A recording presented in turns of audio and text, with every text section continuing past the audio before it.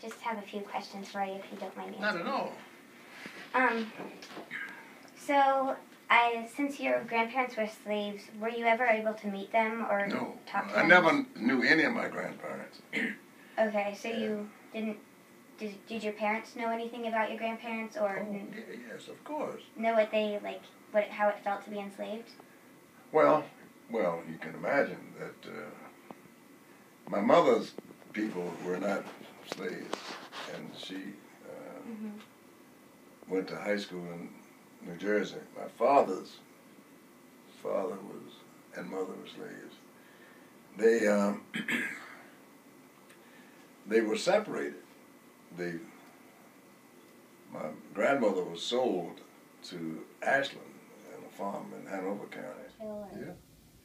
Like any kid, you're adventurous. You like to go out, see a lot of things. My neighborhood had so much stuff there.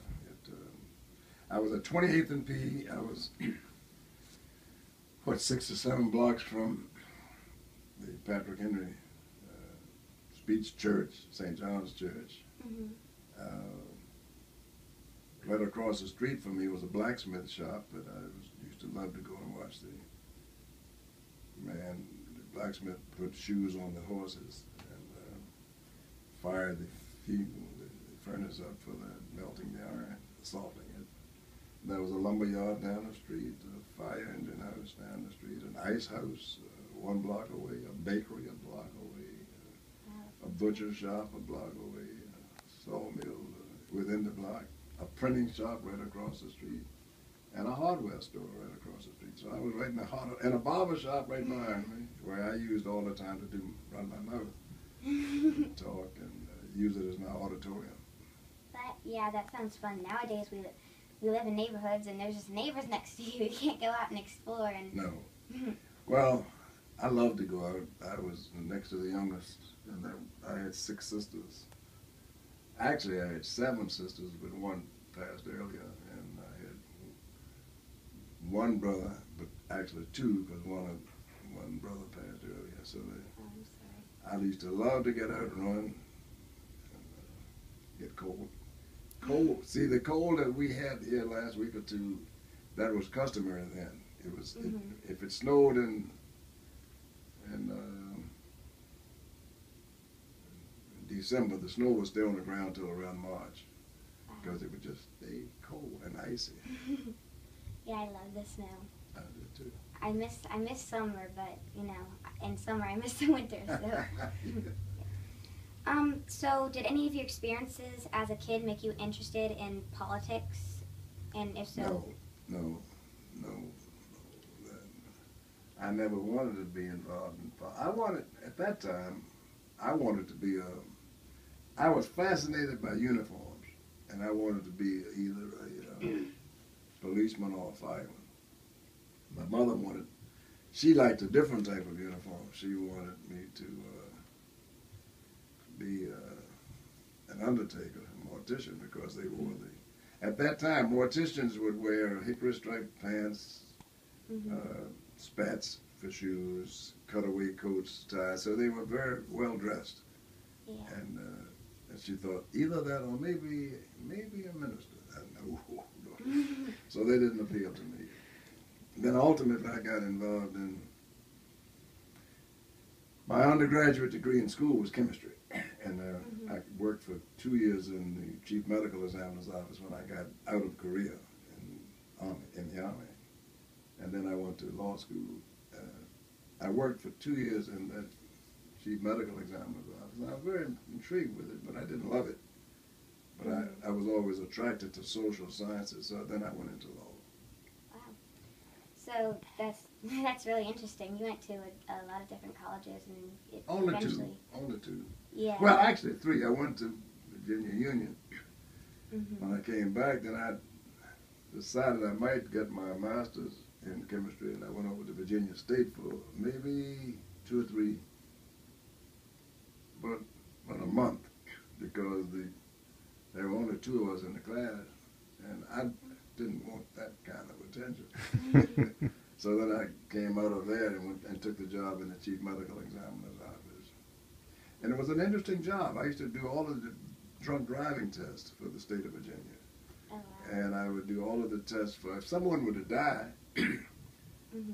and they would find that person, then our job was to determine what they died from. And I was in what they call toxicology. It's the science of poisons.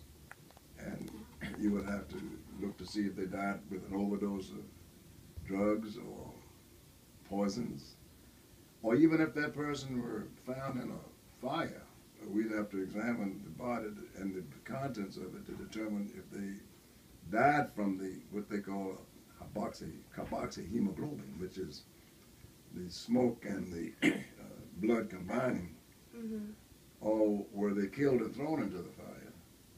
And then even if they drowned, we would have to find whether they drowned from the water in the lungs or whether they were killed and then thrown into the water.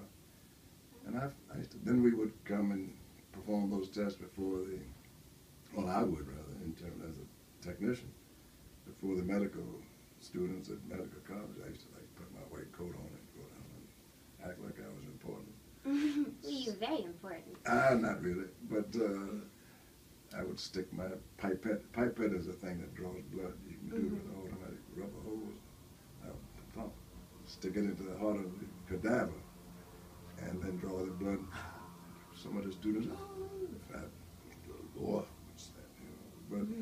But that didn't really turn me on. The field didn't. So that's when I got into law. I didn't want to. When I got into law, I never wanted to get into politics because I didn't want to go around smiling, shaking hands, begging for votes and money. But I ran my mouth all the time, criticizing everything that was going on, state, local, national. But you can't stay on the sideline. You don't like the way things are going, and if you're going to run your mouth, you have to get in it. And then with that, it became, to me, like quicksand. The more I got in it, the more I was drawn and drawn. Next thing I knew, I was up to here in it. So, Yeah, that's like me and mystery books. You just want to keep going. Yeah, you got it. You got it. It's a fascinating thing. So and if you even wanted to stop, it takes some time. Yeah, because you just want to see what happens next. Yes, that's it. So, what was it like, or how did it feel for you growing up in Richmond in the 1930s? Was it different from? Well, things were tough. See, you're talking about the Great Depression occurred with the banks failing in 1929. I was born in 1931, and so you can imagine money was tight everywhere. Things were really tight, and so you just learned that there was not going to be a surplus of anything: food, clothing, and people. But I'll tell you one thing, my father built this house for us. Had it built for us. And we only had one home in my entire life. In my family, we had one house for the entirety of our lives. And his father, when he got out of slavery, his father built a house. And so it's amazing when you see people now say they can't make it. And when people like that could. It was fantastic. Yeah, like people back then, they had to do a lot more than just have it in front of them to do it. Like they had to work for it and actually build it. And these days, people are just like, man, you're getting it. I can get construction workers. Yeah, you can't. Well, as a matter of fact, my father, he did everything himself. Like the carpentry. My mother would tell him, please. She didn't want him to paint, because he would mix it with turpentine and thin the paint out so that the paint would run, it would stay wet for months. And so she would say to me, well, you do the painting, you just go behind him. My father was so conservative in that regard. If this calendar on that door, and they were painting that door, he would tell me, he said, don't move the calendar. Just paint around it and save the paint until we find out where it would go. But no, and I'll tell you something else. Like if we were repairing a fence, he would never use new nails. He would always get nails out of boards that had been already being repaired, and you drive the nails out, and then you straighten them out, and then you drive them again. Wow. So he did he build your house or No, he did design not it? build it. He had a good friend of our families. His name was Zebedee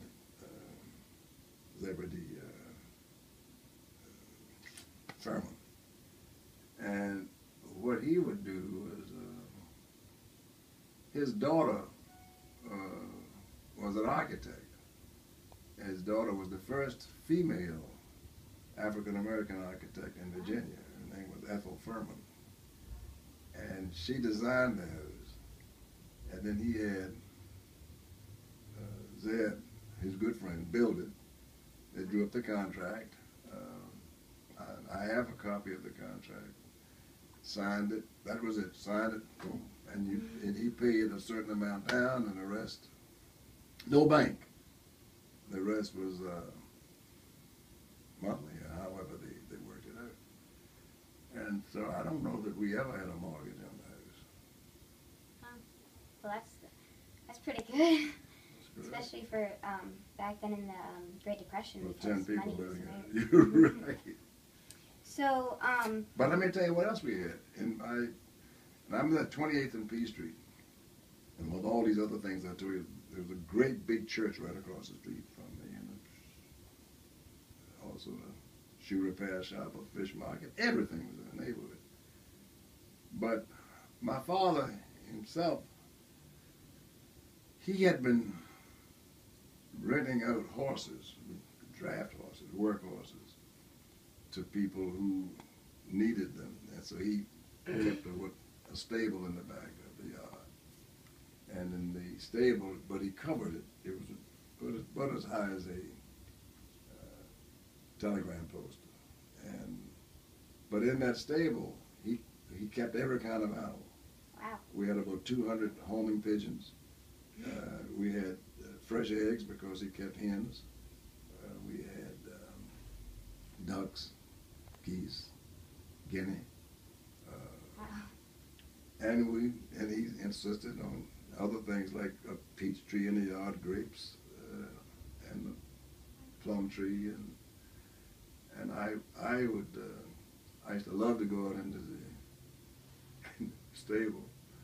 And my mother didn't like me to go out there too often and stay in there because the pigeons would do what they had to do on top of my head. And I'd come in, she said, Douglas, I told you to stay out in the stable without your hat on. But I learned so much about animal life and farm life right in the city. Yeah, I love animals. Oh yeah, well you can learn it all. And the one thing I wanted to, he still didn't have, I wanted a horse. Or Oh pony. yeah, I saw your picture up there of a horse. Oh yeah, I like horses. And but I would go down into Chaco. My father, he would take me down there, which is they had a place called Mike Wolf's auction stable, and that's when the people would bring their horses to sell at our auction. And the farmers would come in on Wednesdays, and they would bring their wagons and groceries on Wednesdays, and then they would be prepared to stay there Thursdays, Fridays, and Saturdays. And they'd be coming from Charles City and Varina and South Richmond, Chesterfield, or wherever, Louisa. And that was where that market was there for the people who wanted it right fresh and right from the beginning. And also the fish people would come, because you're right at the river. They'd bring their wares right up there in the carts, and you could get the fresh fish. And it was very exciting. Yeah, so I bet like you started to like horses, or you probably did from like when you were little, but from watching the butcher or something put the shoes on the horses. Yeah. Yeah. I couldn't understand it at first because you take the horses, take it up, start driving there. Oh my goodness, it's gonna hurt it. I know. But it's it's like cartilage. It's like your fingernails. Mm-hmm. And you first of all have to get the fire really, really high. Then you have to shard it by taking all of the excess around the hooves off. Oh, kind of like a nail file. Right, but you turn it up. You turn the Mhm. horse's hoof. See, that's a horse's leg. You turn it up, and you do that. See, and you scrape all that other stuff that's on the bottom of it. Then you take like a foot pick, not a horse pick, and cut all of the stuff that is accumulated up in there. Then after that, then you bend the horseshoe so that it fit the horse's foot. Because every horse's foot is not the same size. So you have to make certain it fits. And then after you do that, then you heat it up, put it in cold water, and let it stay in cold water to cool. Not cold, just put it in water, because that'll cool it. Then that's when you drive the nail. But the nail, you're driving the nail in like that. So the nail goes in like that. So then once the nail comes out, then you file the nail off. But it took me, I used to stay over there watching it. I loved Yeah, it. you must have a really good memory to remember each Oh, yeah. step. Oh, yeah. So, did you, since your father had like almost every animal in his Well, you know, like farm animals like that, Yeah. yeah. did you guys have like farm chores, like have to get the eggs or anything? Oh, yeah. Like wake up early in the Chicken morning? eggs. That was easy to do. And He did that mostly, though. where did you guys have room to like build, like have a farm and stuff? It wasn't. It wasn't a farm. That's my point. It was a backyard. Oh, But wow. But it was high and up. It was a half a block, you know, that way, and no more than, say, 50 feet the other way. So you're talking about something like 50 by maybe about 75 foot across, but high up. And so you build the chicken roost. Chickens, you know, they roost on, they're not on the ground. You fix, because if you put them on the ground, mice or rats will get them. Oh, yeah. So you have to put the chickens, see like this here, chickens are here. That's the ground. That's exactly right. So, when did you think that Virginians might have changed enough to elect an African American to governor? I always thought it was necessary and could be done. My mother made it clear to me that there wasn't anything that I wanted to do that I couldn't do, and that whatever. I tell you how it got to me through her, though, when the words of Thomas Jefferson that all men are created equal. I asked her when I was about 6 or 7, maybe earlier. Did that mean me? She said, "Oh yes, it means you." Well, if that means me, then I can do anything too. And so, but it was always with the understanding that you had to know your subject matter, be smart, and be prepared. Yeah. So, did anyone tell you like whether did any of your friends or brothers or sisters tell you that they thought it probably never was going to change and make you? Not my brothers and sisters; they knew me better. But friends, yes. Yeah. And that happened. I think that happened all the way through. When I first said I was going to run for office for the state senate, friends told me I couldn't do it. I said, why? They said, well, that's not happened since the short period of Reconstruction. Proved you wrong. I said, but why do you think I shouldn't be able to do it? I just don't think you can. I said, well, would you vote for me? Well, yeah, I'd vote for you. I said, then would you just do that and be quiet? And it's amazing, though, how people distort history. I had lunch today down at TJ's, and a guy came in. He's a political consultant in the southwestern part of the state, and some people recognize him of late. When I say of late, maybe it's starting maybe for the last 6, 7 years. And so he was saying, you know, Doug, it was good seeing you, and remember that tour that was taken out in the Southwest when people said you might make it. And see, he's from the Southwest. So he said, yeah, I remember we were riding out there. I never met this man before till I was elected governor. After I was elected governor. But he has already fixed it in his mind that he was a part of my historic tour when I went around the state. What I did is I went to every state, every city rather, and every county in Virginia. Virginia is the only state that has independent cities. No city is in a county. You go outside of Virginia, most places they're in a county. So everything is separate. So I went to every independent city and every county in Virginia. I took 30 days and didn't come off the trail. Stayed right on it. I didn't campaign on Sundays, but other than that, I did it. For the very reason you asked, Virginia, you might not know, has the smallest number of African Americans of any southern state. Wow, I didn't know that. Yeah. The Virginia voting population of African Americans is about 15%. And so people thought I was crazy to go out to way out in the southwest, to Lee County, to Russell County, to Tazewell, and Wise County, and said, you got to be crazy. But the people didn't know me, I didn't know them. So I had to go out and sell my message to them. Needless to say, I carried that whole section of the area that they said, you know what they said about me when I went out there? They said, I don't know if it'd be smart for him to go out there. Might not see him anymore. Something bad. I didn't stay in anyone's hotel. I didn't stay in any hotels.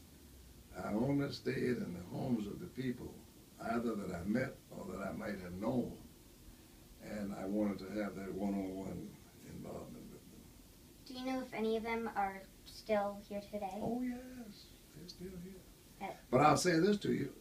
In any campaign that I've had, and I don't care whether it's the Senate or whatever, I never ran across anyone that refused to grant me an audience or to shake my hand. Wow. No.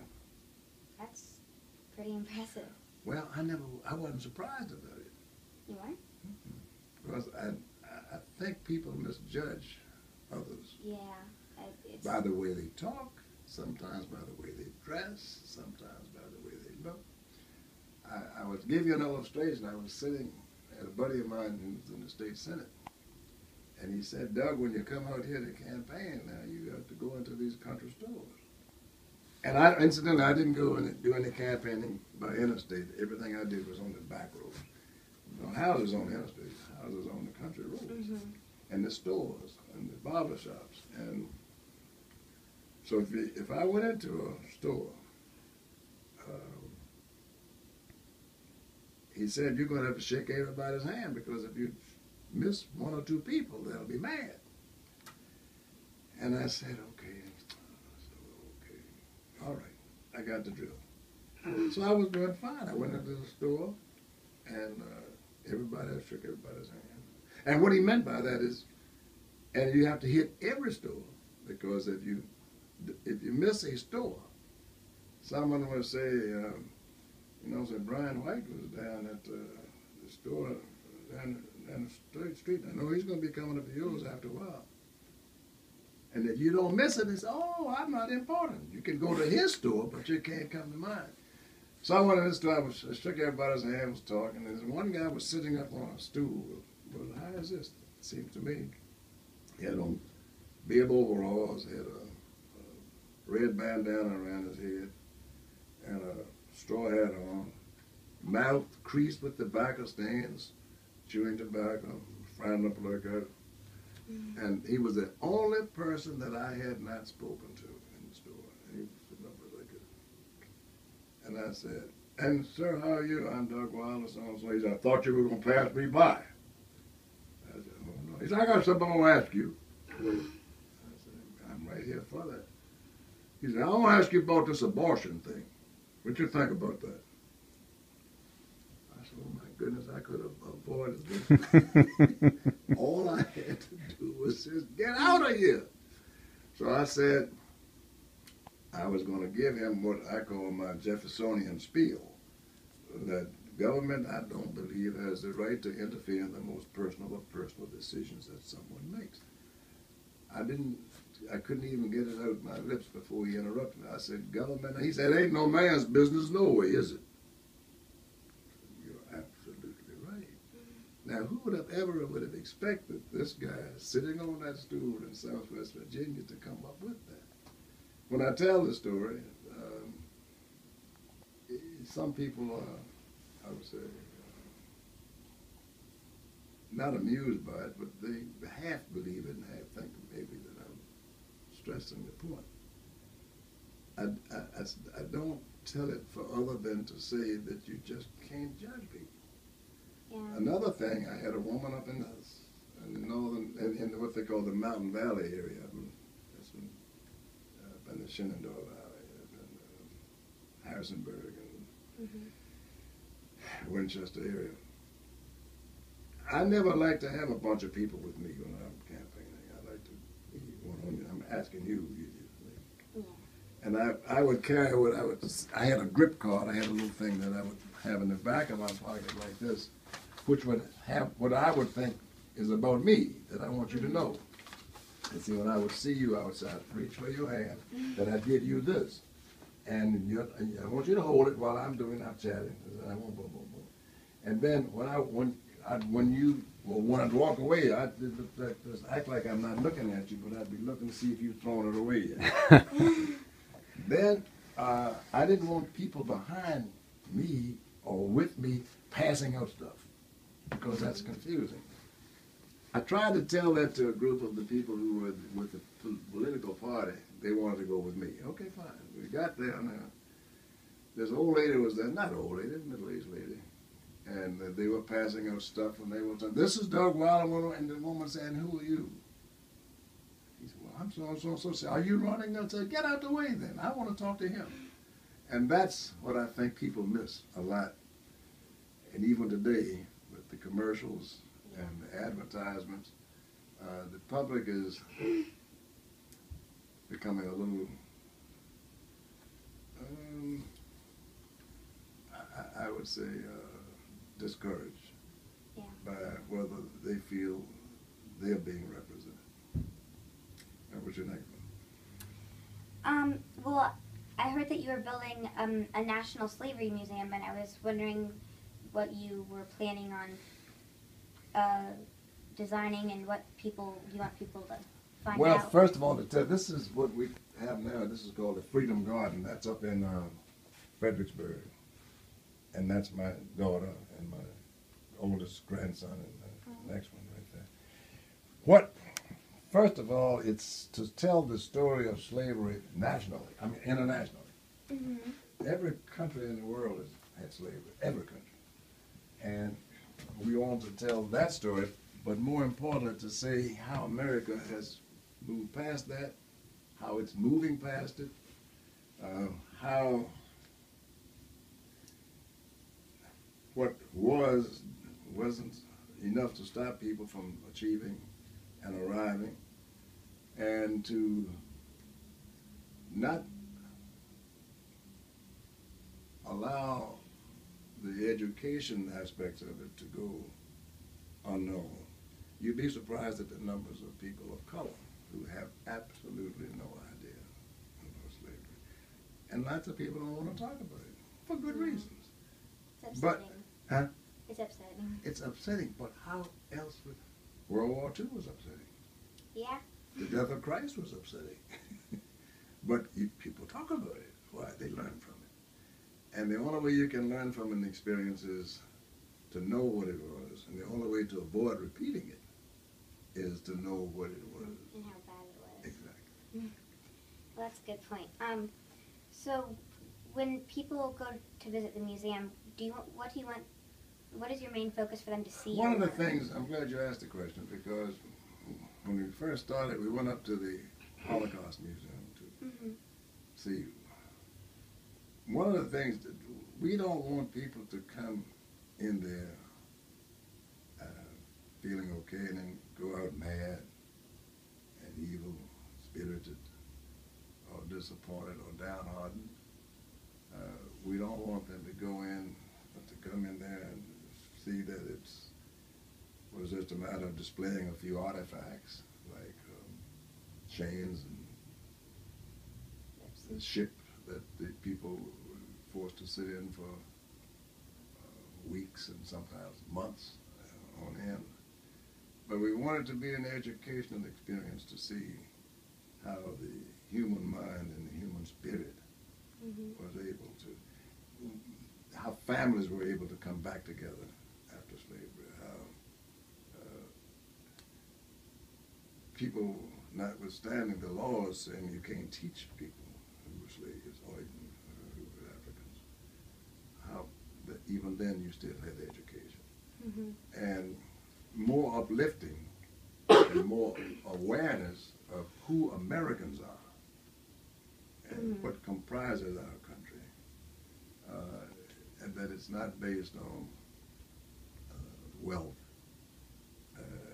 It wasn't founded on that, and we still are in the process of discovering what I would call the wealth of America, and that's the American spirit. Wow, that's going to be an interesting museum, eh? I like that. I hope he'll take me. He will.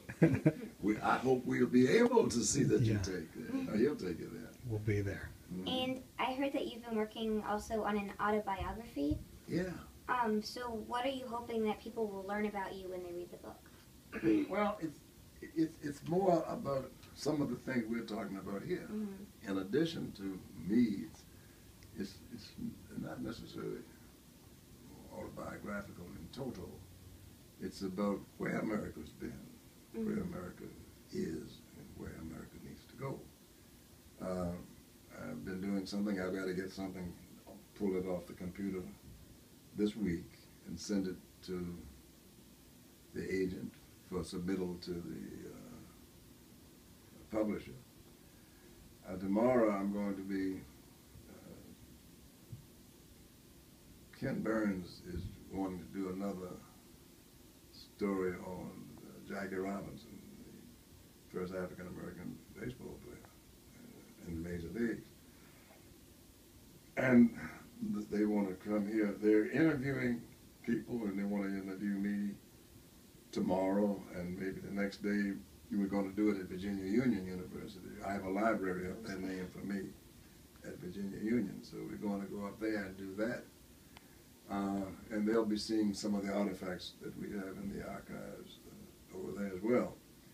Jackie's story is not about baseball. It's going to be about how he was able to persevere and to do things that people swore he couldn't do and achieve.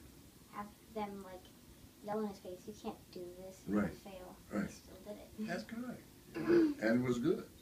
And I met him, and this is what they want to talk about, my experiences with him, etc. Yeah, so you kind of did the same thing. People were telling you you couldn't become mayor or governor. Or anything, yeah. And they'll do that with you, too. But in my case, they were doing it sometimes on right. I spoke to Old Dominion University last night, and a young student got up and said,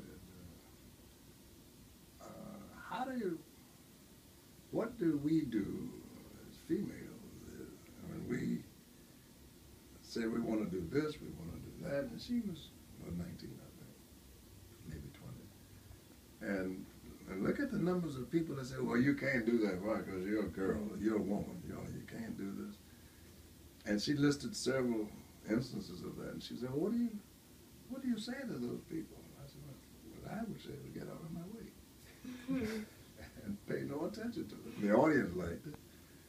Then I said to her later on, when we had a chance to talk after the event, that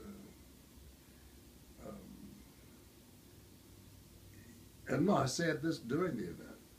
If you listen to those people, then you're giving hostages to your own future. And you just can't afford to hear them. Yeah. I'm sorry, to listen to them. You can hear them.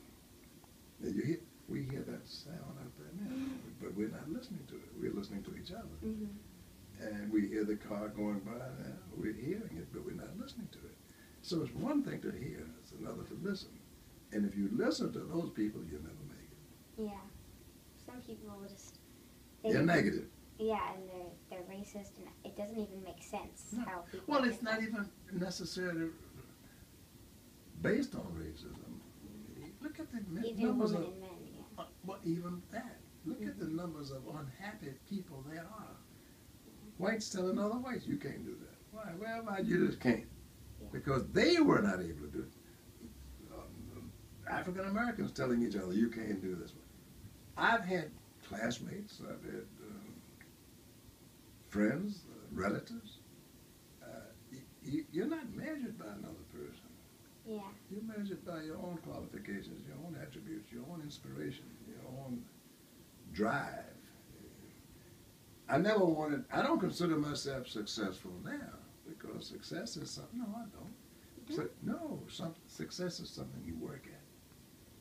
Let's assume that I'm capable of going to the moon and I start here at Earth. Is that successful? You see what I mean? So you don't know what the limits of your reach can be until you extend it as far as you can. Mm-hmm. And so I never questioned whether I would be successful as long as I worked at it. And it wouldn't make a difference to me what it was in terms of, if I liked it, fine. Whether you liked it or not, I don't care. If I like it, if I want to do it, if that brings me everything that I think life can bring me, and if I reach the fullest extent of my capabilities, then that's successful. That's a really smart decision. It's good of you to approve it. If somebody really wants to do something and other people say mean things, you're not going to get there. That's why you have to take it in through one ear, let it out You the don't other hear ear. it. And You when listen people to it, but you don't hear it. You're absolutely right. When people say nice things, you keep it in there.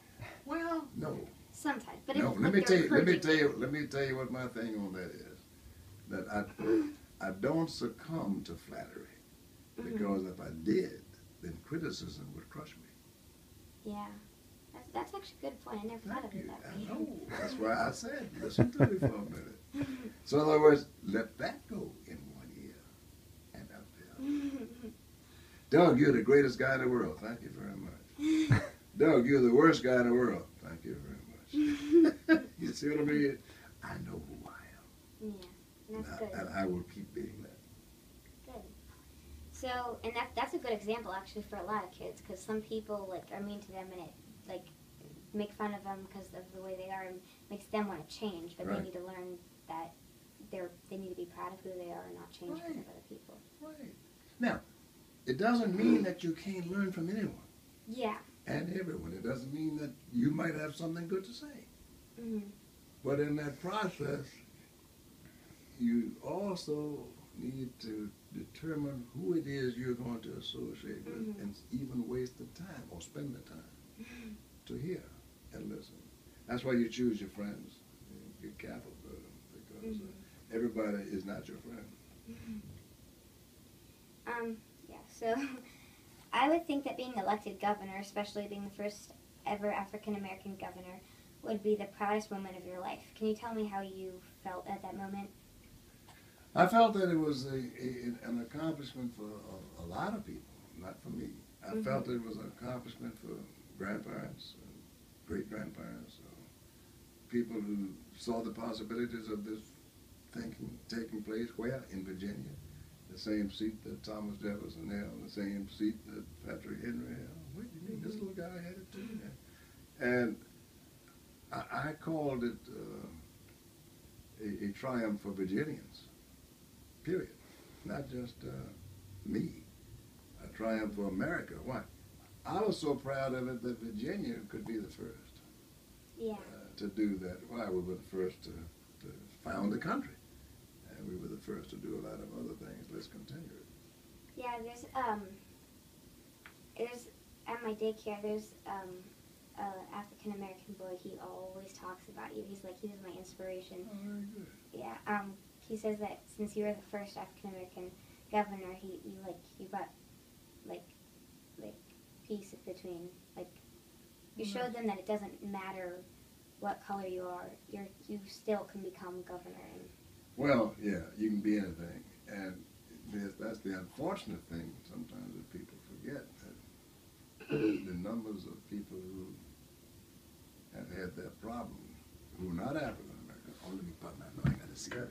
Ah, you got your picture. Yes, I was just wondering if you could sign that. No, I'm not gonna sign it. And how do you spell your first name? K-A-L-E-Y. K-A-L-E-Y. You wanted a that or this? I don't mind. This shows up better.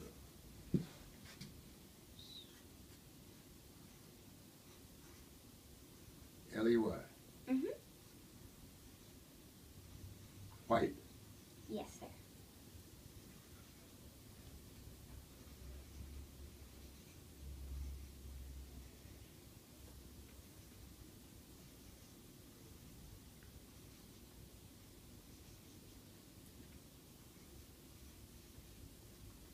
Now, one final question. What you got?